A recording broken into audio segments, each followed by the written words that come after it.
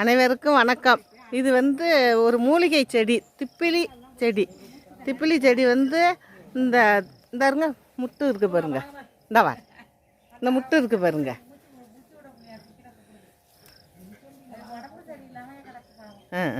இந்தாருங்க முட்டு, இது குச்சி குச்சியாக வரும் இந்த திப்பிலி. இது 200 ஆண்டுகளுக்கு முன்னாடி இந்த திப்பிலி செடி தான் பாரம்பரியமானது. இதை எடுத்து கஷாயம் வச்சு சாப்பிடுவாங்க. திப்பிலி, மிளகு, சுக்கு 3ஐயும் போட்டு கஷாயம் வச்சு சாப்பிடுவாங்க.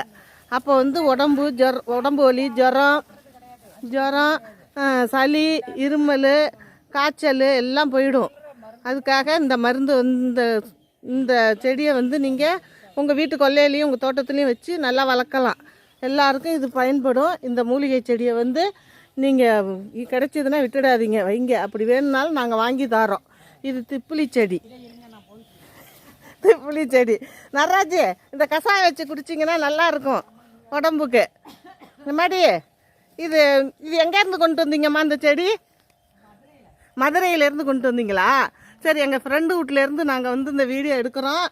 எங்கள் ஃப்ரெண்டு வீட்டில் வந்து மதுரையிலேருந்து கொண்டாந்து வச்சுருக்காங்க. எங்கள் ஊரில் எந்த வீட்லேயும் இல்லை. அதனால் அந்த செடியை வந்து பாருங்கள். செடியை வந்து நாங்களும் உங்களுக்கு வாங்கி தரோம். நீங்கள் லைக் பண்ணுங்கள், கமெண்ட் பண்ணுங்கள், ஷேர் பண்ணுங்கள், சப்ஸ்கிரைப் பண்ணுங்கள், பெல் அமுக்குங்க. வணக்கம்.